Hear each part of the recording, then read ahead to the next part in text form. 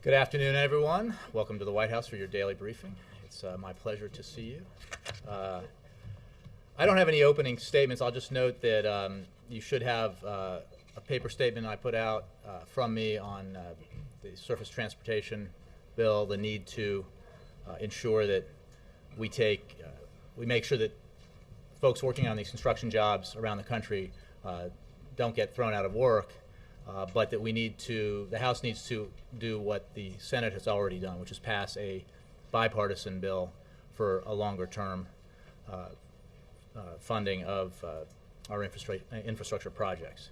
Secondly, I would note that the Senate just voted on the bill that would have eliminated billions of dollars of subsidies to major oil and gas companies, and unfortunately, Senate Republicans overwhelmingly chose to side with oil and gas companies instead of the American people who overwhelmingly support the notion that the President talked about this morning in the Rose Garden, which is that at a time of record profits, at a time when a company like ExxonMobil is pulling down,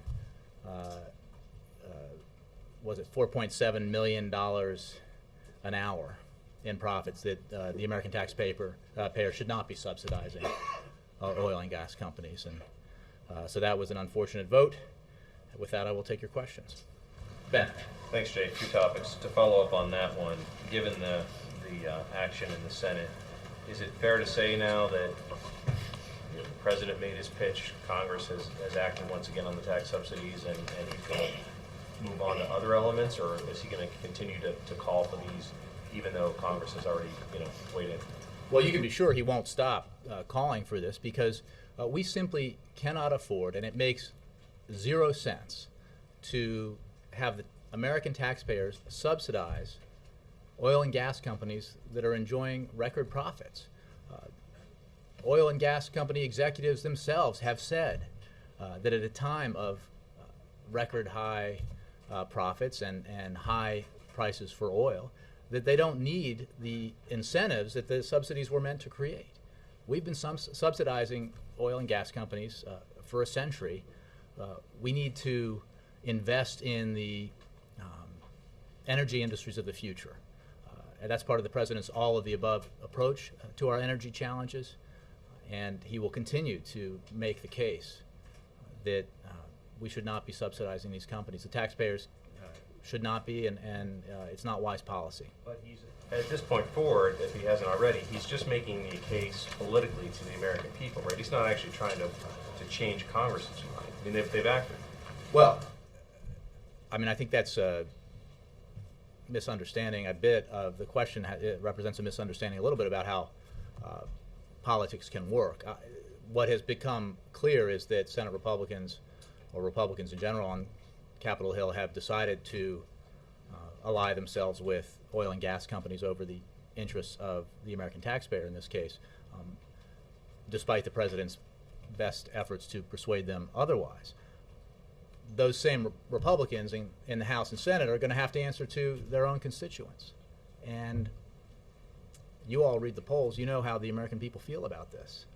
So the President will continue to look for opportunities both to make his case and for any sign that Republicans have changed their mind. So he genuinely thinks there's still an opportunity this year to change their mind? I think you have to keep pressing on the issues like this. Obviously, there are a number of other things, many other things that he'll be working on and focusing on. But you simply can't say that because at this point in time Republicans continue to side with oil and gas companies who are enjoying record profits, that's okay. We can't afford that, and we need a change. Quick one on healthcare. I know your colleague got a lot of questions about this yesterday, but I'm wondering, now that the arguments are done, can you enlighten us at all about how the President thinks the arguments went? The President is pleased with the presentation made by Don Verrilli, the Solicitor General, and his team. The President believes that the Affordable Care Act is constitutional. He agrees with the opinions of conservative judges who have said the same thing about the Affordable Care Act, that it's constitutional, and he is focused on and his whole administration is focused on implementing the important provisions of the Affordable Care Act. That act has already provided benefits to 2.5 million young adult Americans who have insurance, have health insurance on their parents' plan because of the Affordable Care Act. 5.1 million seniors with Medicare who have saved $3.2 billion on their prescription drugs because of the Affordable Care Act. 54 million Americans with private insurance who can now receive many preventive services without paying co-payments or deductibles. We're going to keep implementing this law, and the President was pleased with the presentation and remains convinced that the Affordable Care Act is constitutional. Yes, Reuters. Jay, on the oil and gas tax breaks, Republicans are citing a 2011 Congressional Research Service report that says that repealing these tax breaks might actually result in a small increase for consumers at the pump. They do say in the report that this is probably because the tax breaks artificially lowered the prices. And I was wondering what your response is to that, and also what specifically would repealing these tax breaks do for consumers? Two things. One, last year the ex-Shell CEO, John Hofmeister, said, quote, "In the face of sustained high oil prices, it was not an issue for large companies of needing the subsidies to entice us into looking for and producing more oil." The subsidies exist for that reason. There is no need to incentivize oil and gas companies to look for and produce oil when the incentive exists in the high price right now in the market. It's just, it's wrong-headed policy. There is no reason there would be no reason if we remove these subsidies for oil and gas companies to raise their prices, given the high price globally. That would be their choice if they had to do it. There would be no reason to do that. The American people would benefit by not having to subsidize these oil and gas companies. That money would be used to either reduce the deficit or invest in the kind of alternative energy sources that we need to develop in this country to increase our energy independence in the 21st century. I would also note that in the last 3 years since President Obama took office, we have increased domestic oil and gas production substantially, and we have decreased substantially our reliance on foreign oil. So the correlation between greater production and the price is simply not there, because as we've discussed many times, the price of oil is set on a global market. It's dependent on many factors. And if simply drilling more and producing more in the United States would reduce the price at the pump, we would have seen that already. Unfortunately, it doesn't. So that's why you need to pursue an all-of-the-above approach that the President has to our energy challenges that ensures that we are increasing domestic oil and gas production, that we are investing in alternative sources of energy like biofuels and wind and solar, and that we're making wise policy decisions like the President made to dramatically improve the fuel efficiency of automobiles. That alone will save 12 billion barrels of oil and will save American taxpayers $1.7 trillion. That's the only approach that makes sense for the long term, because in a world where emerging economies like China and India are growing rapidly, where millions and millions and millions of new cars are hitting the road in China and India, and therefore the demand globally for oil will just increase, we need to make smart investments and smart choices about the way that we can insulate ourselves from the kind of price shocks that we've seen almost annually lately in the global oil market. So that's why the President has the approach that he has. That's why he thinks that it is nonsensical to continue a policy of subsidizing oil and gas companies that are doing quite well. But would a repeal do anything to alleviate the pain of the pump now? I think that the President has made clear that there are no silver bullets here in terms of prices at the pump. You need a sustained, comprehensive policy to insulate ourselves from these kinds of fluctuations in the oil market in the future. There are options that do exist that he'll continue to examine, but anyone who suggests that there's a single action that you can take as a politician, a candidate, or a member of Congress that will suddenly reduce the price of oil and therefore the price of gas at the pump is blowing hot air. And I think the American people understand that. They've seen this before, and they've seen the empty promises that are made, often in election years, and seen those promises not be fulfilled. Let me move around. Cheryl. Thanks, Jay. The Senate's about to leave for a short recess, and there's, of course, a huge backlog of nominations. Is the President considering making additional recess appointments? We remain very concerned about the backlog of nominations. We've gotten to a situation where nominees that are reported out of committee unanimously get held up for no good reason at all. We continue to work with the Senate on this issue. I have no announcements to make about any presidential actions in that regard. Dan. Thank you. On healthcare, you and others here at the White House continue to insist that the law is constitutional. But what happens if the court rules otherwise? What kind of plans are underway behind the scenes in reaction to that possibility? I think as Josh said yesterday and others have said, we're focused on implementing a law. It is the law of the land. It passed both the House and the Senate and was signed into law by the President. A number of courts and a number of conservative judges on the appeals courts have ruled that the Affordable Care Act is constitutional, which is obviously an opinion that we share.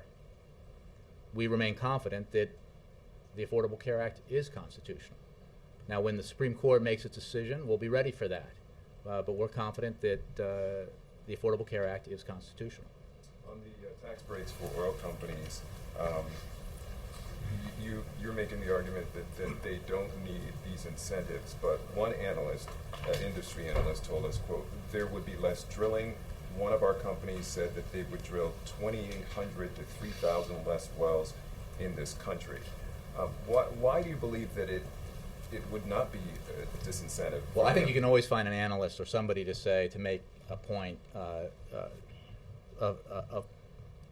political point, essentially. I think that I'll rely on what the former CEO of Shell said just last year. In the face of sustained high oil prices, it was not an issue for large companies of needing the subsidies to entice us into looking for and producing more oil. And what more enticement do you need than the price of oil that pertains today? What more enticement do you need than the record profits you're making today? The suggestion that you seem to be making, or at least the person you're quoting seems to be making, is that those profits depend on the subsidies of the American taxpayer. Well, I think every analyst would disagree with that notion. So any upward effect on prices that ending these subsidies might have would be a matter of choice by oil companies. And I think that that decision, if it were made, would not be met with applause by any means by the American consumers. Sure. Thank you. Dan, were you done? Sorry. Yeah. You good? Okay, Ann. The Republican leaders do say that they would consider some kind of changes in these subsidies as part of a broader change, closing loopholes and really looking at the tax code. For 2012, is the idea of broader tax reform dead? Well, look, that's the President has put forward his broad budget proposals. We would welcome a decision by Republicans in the leadership to take up a balanced approach to our long-term deficit and debt challenges, a balanced approach to our budget issues that would include, as the President has called for, tax reform. But it would have to include tax reform that made sure that we asked the wealthiest Americans to bear some of the burden of getting our deficits and debt under control, rather than the Ryan Republican budget plan, new and not improved, that is likely to pass the House again with overwhelming Republican support. And that plan, remarkably, in the face of what is obviously the sentiment of the American people, says that the answer we need today to our budget challenges is to give more tax breaks to millionaires and billionaires, folks who have enjoyed quite a bit out of our tax code in recent years, and ends welfare as we know it, asks seniors to pay more, dramatically cuts education, in research and development, and other programs that are essential, just so that, and holds harmless, not only holds harmless millionaires and billionaires, but says, here's another $150,000 per year annually. That's not a solution that I think the American people want. Speaker Boehner has, I'm sorry. Thank you for correcting me. I was sitting in that chair when we ended welfare as we know it, that Knoller occupies. Ends Medicare as we know it. Let's be clear. The new Ryan Republican budget creates a segmented replacement for Medicare that would burden seniors and end the program as we know it. Speaker Boehner has written a letter to the president, I think, about his comments to President Medvedev. Has the president responded to that, or could you respond to that? I don't have anything on the president responding to it. Why don't you, if you want to ask me about it? The speaker expressed concern that the president wanted space, wanted to be flexible on missile defense. Is the president going to get past the election year and then feel he can change position on The missile president defense? addressed this quite clearly, as you know, in South Korea, in Seoul. What he said to President Medvedev is what he has said publicly and said again when he addressed this, which is it is a reality that this is an election year both in Russia and in the United States, and that the kind of painstaking work that is required when you are dealing with negotiations over nuclear weapons levels, as we saw with the New START treaty, takes a sustained engagement with Congress, and it absolutely requires bipartisan effort. That's what we saw when the president was able to work with the Senate to achieve ratification of the New START treaty at the end of 2010, and that would certainly be required for any efforts to further address this issue in the years forward. On missile defense, let's be clear. As the president has, we are building a missile defense system in Eastern Europe with our allies that is aimed at protecting the United States and our allies in Europe from rogue nations like Iran. It is not directed at Russia. That is a point that we have made to the Russians. They have not been persuaded, but we will work with them and continue to have discussions with them to demonstrate that. And as President Medvedev said and President Obama said, we should not step away from those consultations simply because there's disagreement on this issue. There's an opportunity this year to have this discussed at a technical level. This is highly complex stuff, as you know, Ann. You've been covering these issues for a long time. So those conversations will continue. That's what President Obama was referring to. Bill. Is there any evidence that anything the president wants to do or is trying to do, whether it's drilling in the Atlantic or the failed attempt to get the repeal of the subsidies, would actually lower gas prices? Well, I think we've addressed this many times, and that is there is no silver bullet. There's not a magic wand that is in a box somewhere in the Oval Office or in a campaign van out on the trail that somehow allows you to reduce the price at the pump. It's a global oil market. There are things that we can potentially do. The president is constantly asking for and reviewing those options, and we've taken no option off the table. But he has been extremely candid and honest with the American people about the challenge that high prices present to them and present to the country. He is keenly aware of the burden that these prices are placing on American families, and he will continue to work not only on the short term but on the long term in terms of our energy policy. An election year show? I mean, no, just the opposite. It is an election year show is to go out and promise that if only you were elected or only your plan was passed, that suddenly the price of gas would drop, which is malarkey. And you know it, I know it, everybody in this room knows it, everybody who utters those words knows it. What is the unpolitical approach is to level with the American people about our long-term energy challenges and why we need to take an all of the above approach to dealing with them, why we need to not just invest in alternative energies, which we absolutely must do, but we also have to license the construction of the first nuclear power plant in this country in 30 years. It's why we have to continue to open up spaces for oil and gas exploration domestically. We have to do it all, and we have to do it in a way that's responsible and safe, and that continues to enhance the energy security of this country. Ed Henry. Jay, on the tax breaks. In the context of the Ryan budget, where you're saying everyone needs to pay their fair share, the oil industry says they make a lot of money, obviously, as you pointed out, and they pay an effective tax rate of about 41%. We've all read the stories about it. Some American companies that pay no taxes or pay 10, 20%. They pay 41%, they claim. So what's wrong with companies making big money, but then paying their fair share, as the president says? Well, again, this is, first of all, I haven't analyzed their tax returns, and I don't anticipate that I will. This is not an issue of... But you're calling for I fair can share. barely They say handle they're mine. paying their fair share. But they're also regardless of what their effective tax rate is, and I don't know, and I think it probably varies per company, they are being subsidized at a substantial rate by you and me and every American who pays taxes. And there was a time when that made sense. It does not make sense anymore. With our budget challenges, and at a time when these same companies are making huge profits, at a time when there is every incentive in the world to drill and explore, to invest in the upfront in doing that, which obviously requires, requires investment by these companies and costs.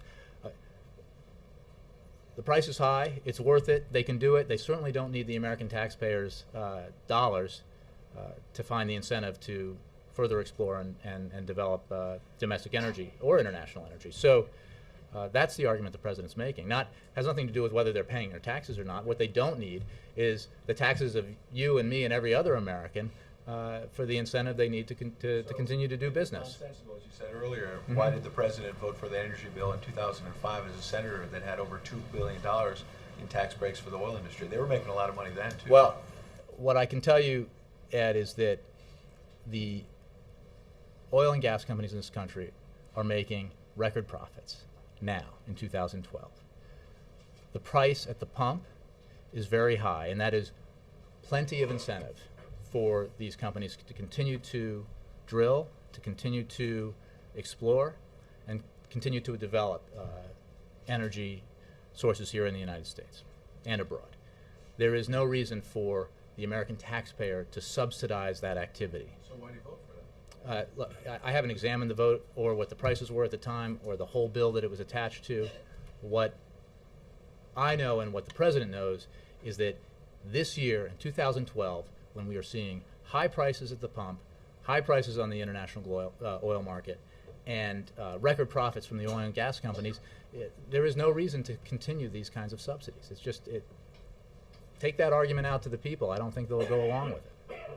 Margaret. And then Thanks.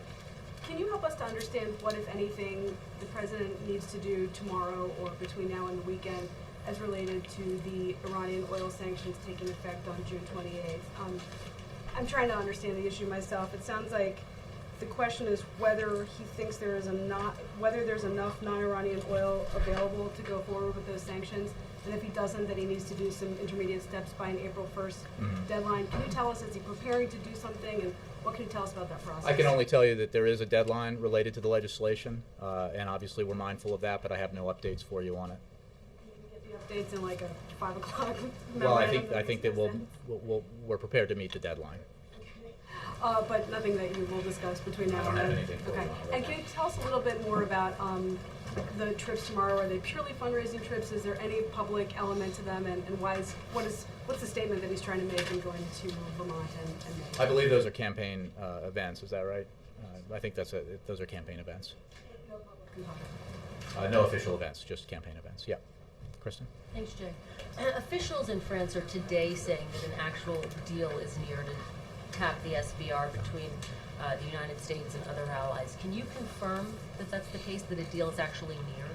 I cannot confirm that, and I will say, as we have said repeatedly, that this option is on the table, remains on the table, but no decisions have been made and no specific actions have been proposed. We obviously consult, as we have said repeatedly, both this year and last, with our partners around the world and with energy-producing states. But again, there are no decisions that have been made and no specific actions proposed. What can you say if you're currently consulting with those other countries? By currently, you mean at this minute, in this hour? We have conversations with various countries all the time. I can't possibly monitor them all, so I don't know if that's the case at this hour of this day. Given that gas prices are approaching $4 a gallon, isn't it important to update the American people on this component? As I just said, and the President has said, this is regarding the reserves and the SPR. This is an option that remains on the table. A variety of other options remain on the table, something that the President looks at. I really don't have any other update on it for you. On Syria, Jay, President Bashar al-Assad has said that he is going to work to make the mission of the UN Arab League a success. Do you believe him?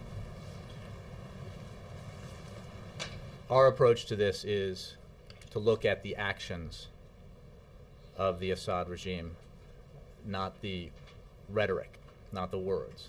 It is a welcome development, certainly, that the indication that Assad supports the Annan mission, but it is meaningless unless they act on it. It is meaningless unless there is a cessation of violence. It is meaningless unless all of the provisions that are required here are followed. We've seen a lot of empty rhetoric from Assad and his government in the past, a lot of promises that were never fulfilled and never meant to be fulfilled. Actions are what matter here, and not words. April. Jay, I want to ask you a question about the Sudan, particularly after George Clooney met with President Obama on the Sudan.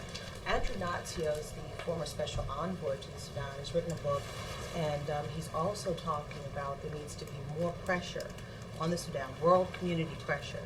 He says this is the window to strike, particularly as the military is getting weaker in the Sudan, and he says that it doesn't necessarily need to be boots on the ground there, but the strikes should be strikes on their airport.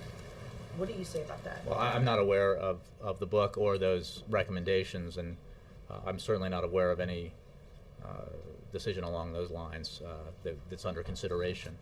This is an issue that's of importance to the President. It's an issue that's of importance to the administration, and we continue to work hard on it. Again, it's hard for me to respond to that, not having seen it. I know that's not our policy right now. And also, what are the conversations right now, the precursor conversations to the bigger conversation with this president and Chinese leaders about putting pressure on the Sudan, particularly when it comes to their oil? Well, the situation in Sudan is definitely a problem and one of the contributing factors to the escalating price of oil globally. I would refer you to the State Department for more details about the conversations we're having with other countries, but we're obviously interested in reducing tensions there and certainly in trying to mitigate the factors that are having an impact on high oil prices. How much would you say that the tensions in the Sudan are causing on our oil prices? How much of a percentage? You know, I haven't. I would not hazard a guess because I just don't know. I'm sure there are oil market analysts who can give that to you. I mean, I've certainly seen some suggestion that the kind of uncertainty created globally in various areas, the Middle East principally, but also Sudan and other places, have contributed significantly to the current rise in prices. But more sophisticated analysts than I will have that information for you. John Christopher. Jay, has the President expressed his thoughts or his feelings regarding the very strong statement made yesterday by Chicago Congressman Bobby Rush on the House floor? I haven't discussed that with him. I mean, the President made some comments about that case last week, and I haven't had that conversation with him.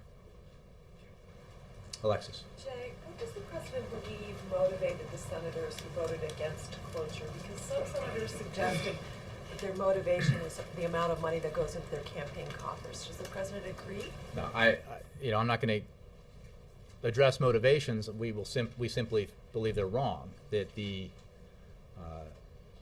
right choice here is to support the American taxpayer, to acknowledge and recognize that while these subsidies may have been appropriate in a different time, they're not appropriate now. We can't afford them. They're not necessary. Oil companies have all the incentive in the world without these subsidies to continue to drill and explore, and that we need to end these subsidies because we can't afford them, and the American taxpayer can't afford them, and we need to make the appropriate investments in alternative energies. I mean, what is perplexing is a resistance by those who voted against ending these subsidies to investing in the energy technologies of the future. The energy technologies that everybody recognizes who examines this market and examines what's happening globally. Everyone recognizes that we have to have, that these will be the markets of the future, that alternative energies will be a major factor in the global economy in the 21st century.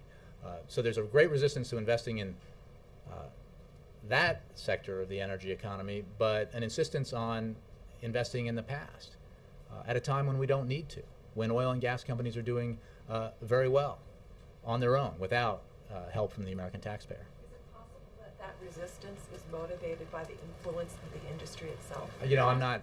You'd have to ask individual senators. I don't know. Who's next? Me. Okay. Right. Going back to oil. I'm shameless, I'm sorry. Big oil isn't what it used to be. It was announced today that ExxonMobil has been replaced as the largest publicly traded producer of oil by a Chinese company, PetroChina.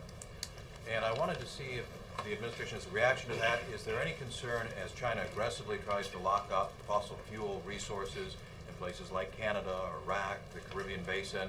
Is there any concern that the United States may end up on the short end of the dipstick? Sounds like a radio piece in the making. I don't have a specific reaction to this. It is a global market. There are obviously, because of the attraction that the high price creates, I'm sure a lot of companies are eagerly participating in the market. That's another reason why we don't need to subsidize it, why you do not need to contribute some of your tax dollars to ExxonMobil. It just doesn't make sense. I think that this administration's policy is to take all the necessary actions that are responsible and safe to expand domestic oil and gas production as part of an all-of-the-above energy strategy that includes investments in alternative sources of energy like wind, solar, and biofuels, that includes administrative actions like the dramatic fuel efficiency standards the President put in place with all the major automobile companies agreeing with him to do it. That action alone will have a dramatic effect on the amount of oil that we need to import and the amount of money that the American people can save at the pump. So, I think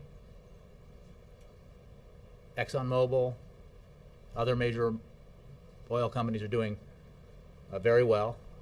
I don't even think they would argue with that statement, and they certainly don't need these subsidies from us.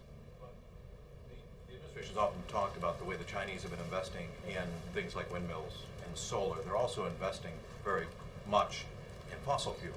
In fact, about 86% of the shares of this company are held by the Chinese government. So isn't the Chinese government doing that? Well, I'm sure they are. But this is not about, there is not a market reason for us to subsidize oil and gas companies. Major oil and gas companies in this country are doing extremely well, making record or near record profits. They do not need, as an incentive, to drill and explore billions of dollars in taxpayer subsidies. So I think that's a principle that a vast majority of the American people can agree with.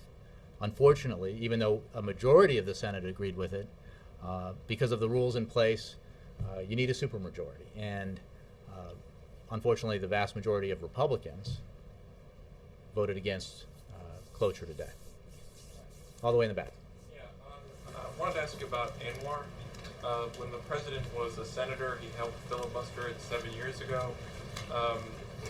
Now we have a new novel approach from both Alaska senators that would basically allow you to drink Anwar's milkshake from adjacent state lands.